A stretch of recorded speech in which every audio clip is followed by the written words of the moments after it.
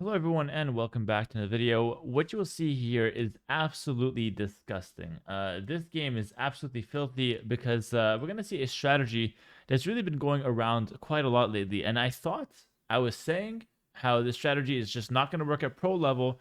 It's only a strategy for maybe strong 2K players and then like the mid elos, anywhere from like 1200 to 2K, where, just strong all-in strats usually perform well. But what we're about to see took place in an Arabia tournament of $20,000 worth of prize pool in the round of 32. It was between Viper and Fire. Obviously, you guys know who the Viper is. He's going to showcase a strategy here in a second, which I will talk about that.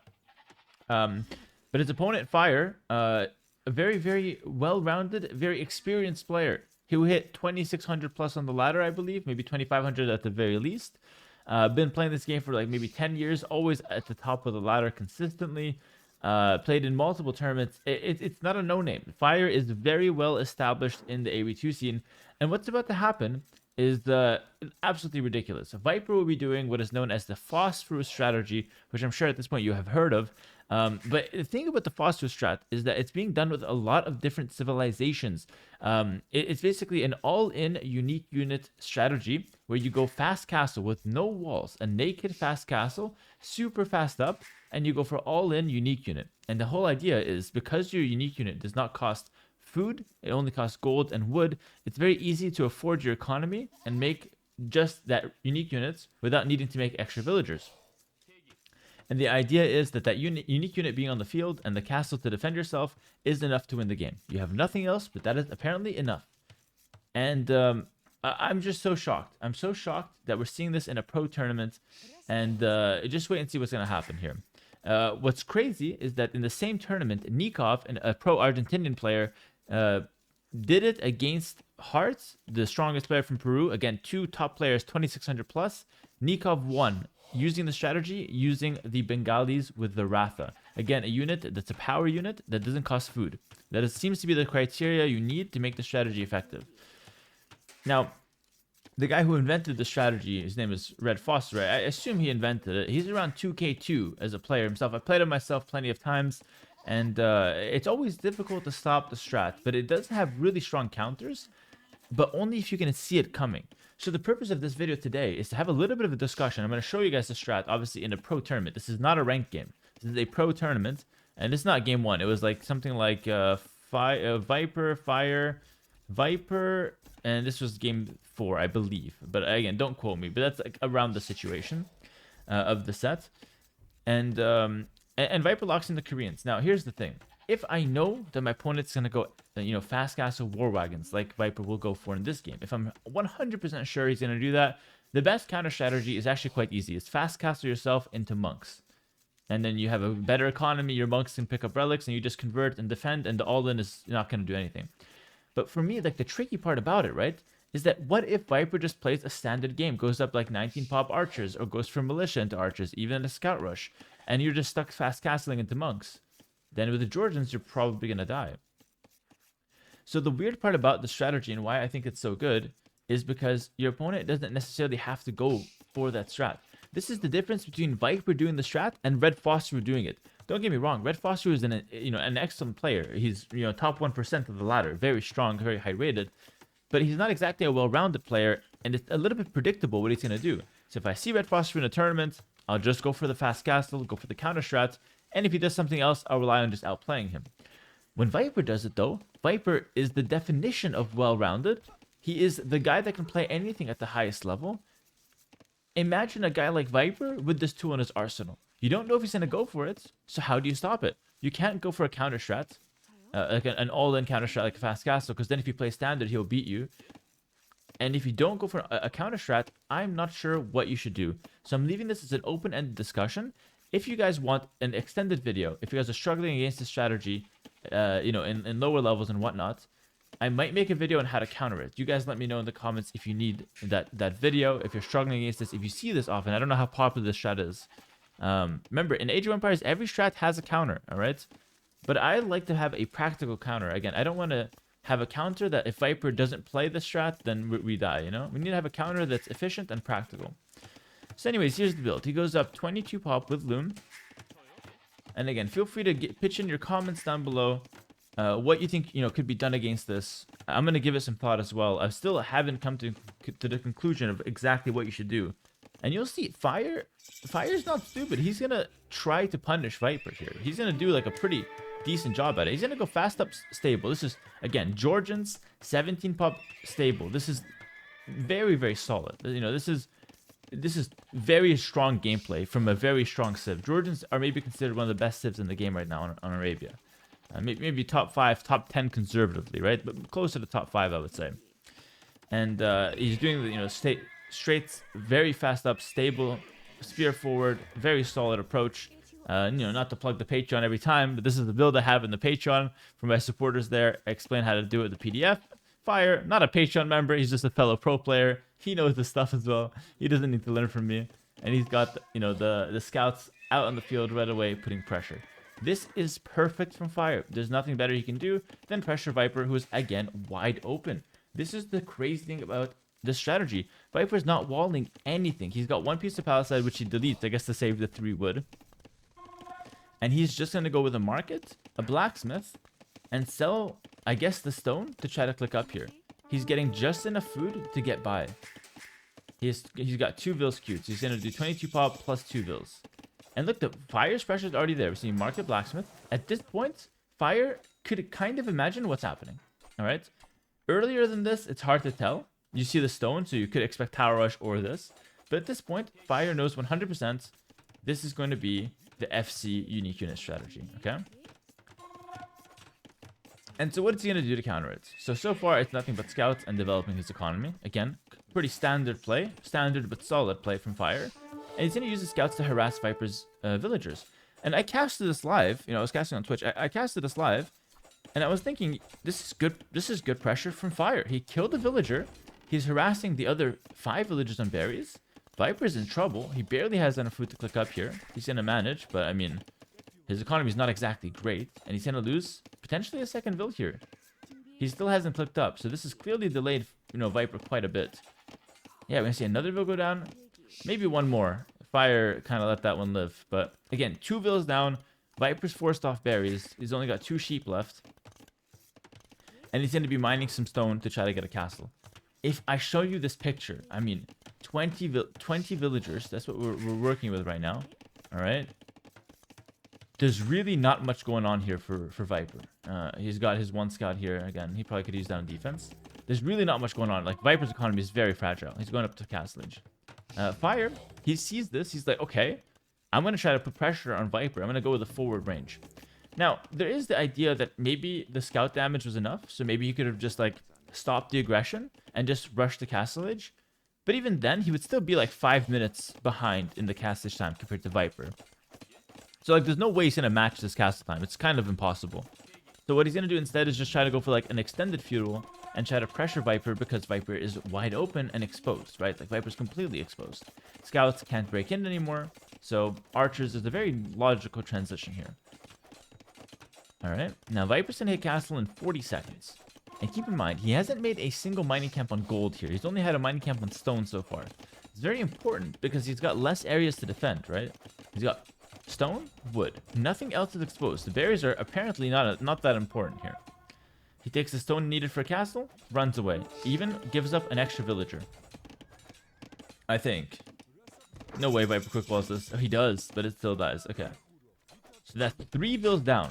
I don't know if Fire can get more damage than that. That is a substantial lead. Like, I'm starting to question what I know about the game if this is not good feudal damage. Like, killing 3 vills, this is so messy. If I take a picture of this and post it on Twitter, people will start making fun of Yellow and saying, oh, what is this? Is this a Loyal Legends game? No, it's a tournament game in which the player that looks like he's completely dead is actually, apparently, in the winning position. Take a look at how crazy this is. Makes the castle, sends 9 villagers to gold, the other 9 villagers to wood. 3 farms. He's not making vills. He's just making wagons. Doesn't even have fletching. Now, naturally, Koreans get the free 2 armor upgrades, so these wagons are coming out strong. And look at Fire. He knows what's happening. He's not playing bad. He's putting pressure with archer skirm, scouts, trying to make a tower. Again, it's 15 minutes. This is like standard feudal age stuff. Like, if you're attacking feudal age, this is what you have. You're not going to have more than this. Again, if he didn't go forward, you could argue he could, potentially be fast at a castle, but then he won't have range units and he wouldn't have the tower. He'd just have the scouts, which of course would deal less damage. So Viper gets a couple wagons out in the field. And honestly, Viper's done a pretty good job of stabilizing. After the castle went up, he hasn't really taken any damage. He's playing calm and collected. Honestly, I really like how Viper played it from here. Didn't overreact to the tower, didn't do anything stupid, anything crazy to cost him the game. Viper's well aware that he's in a very fragile position here. He knows his economy isn't great, and he knows it's just about playing it patient. Fire loses another scout to the castle. Now he goes for the tower, but, still not 100% committing. He's not, throwing his wagons underneath. He's kind of just chilling. Playing it slow, playing it smart. Picking up fletching now. Again, fletching over vills. He's not making vills. He's just getting fletching with the 3-farm economy. This is something that goes against the principles of AoE2, right? I don't want one of you guys watching my beginner guide and say, bro, Hera said keep making vills, and Viper's just not doing it, and he's gonna win? It just sounds crazy. It's completely backwards. It's completely backwards, but it's just how the strat is. And I'm honestly not sure how stoppable this strat is. We'll talk a little bit at the end of the video about some practical counters. Remember, that are not blind all-in counters like FC monks. We'll talk a little bit more about that. But so far, Viper, I think he's held pretty well with the aggression. Ticked down the tower. Has now 6 wagons, of which Fire can't even kill 1. If he even weakens 1, it just goes back to the castle to heal. Viper's been very meticulous with that. 150 HP. Take a look at this unit. 150 HP. It's, obviously a fast-moving unit. He's going to chase down the scrims easily. He can pressure Fire's economy. And behind this, Fire has not walled anything. He's not even close to getting to Castle Age. He's just making Feudal Army that right now has proven to be completely useless. He cannot harass the gold. He cannot harass the wood. The castle's defending everything. So Feudal Army is completely useless. Viper now goes for a Monastery to pick up relics. And Viper can make vills again if he wanted to. His economy is actually not, again, in quotations, not terrible. All right, there's a very big asterisk near this. It is bad, but it's playable. He can at least start making vills. He's not defeated to where, Fire just has to hang on for 20 minutes and then win. Like, Viper's economy will pick up over time if he wants to. He's actually saving up for Bodkin Arrow, though. The 3-farm Bodkin Arrow. He picks that one up. And now take a look at this. Fire, with no walls and very little Feudal Army, he's got 14 vills. It's looking great, Fire. Those 14 vills are getting you a lot more resources over time. That's what I would say. 15 vill lead. This is looking good. By all metrics, this is looking good. Up 1500 res. And yet, Fire can't do anything. I have never seen such a thing in Age of Empires until this year, basically. Where these all-in strats have come in. And it's honestly fascinating. We're breaking all the rules of Age of Empires and coming up with these insane strats where the guy who's playing, the standard gameplay, playing by the rules, so to speak, is getting absolutely just decked. Look at this. It's not that Fire's misplaying. He can't do anything. I can't emphasize that enough. GG's called. He is literally GG. Viper can sit underneath these farms, prevent all of Fire's vills from working. Fire can't do anything. Think about how powerful those words are in the context of Age of Empires, right? 21 minutes in the game, and Fire, with one of the best civs in the game, can't do anything to stop the war wagons. Ridiculous. Absolutely ridiculous. Take a look at the resources collected. It's still like over 1,000 difference in favor of Fire. Fire reacted, what I would say, like decently well. When I was casting, I was like, yeah, like Viper lost 3 vills. The tower on the gold could be nasty. The pressure's nice. And then all of a sudden, when the wagons come out, it's like nothing else matters. Now, okay, let's talk about some practical counters that I thought of, like off the top of my head. Fire could stonewall. Maybe, but then Viper can just bring 1 petard and break through feudal stone walls, and then Fire's screwed. So it could work, could buy him some time. But again, you have to wall everything. And then if Viper just breaks into 1 spot, it's over. Viper can also transition like 10 vills to stone and forward castle if you take too long. That is obviously a problem. But I think the petard is the best way to break in. But Stonewall is maybe a decent effort. Just Stonewall and buy yourself some time. Number 2, after the scout rush, after killing a few vills, Fire should just send everything to gold, or like a few farms, everything to gold, mark it, then also buy up himself and get the monks. I think that's the best way to stop it. That's my theory so far, and the best way to stop it. Fire should put pressure in Feudal Age, but instead of all in Feudal with the forward range, he should make a few farms, send like 10 vills to gold, mark it, and all in back. Sell stone, get up to Castle Age and go monks to defend the unique unit. Nothing else would work. That's what I have so far, but I will end by saying this. This strategy does not only work with Koreans. This works with Koreans. I've seen it work with Bengalis. I've seen it work with Portuguese. I've seen it work with Burmese.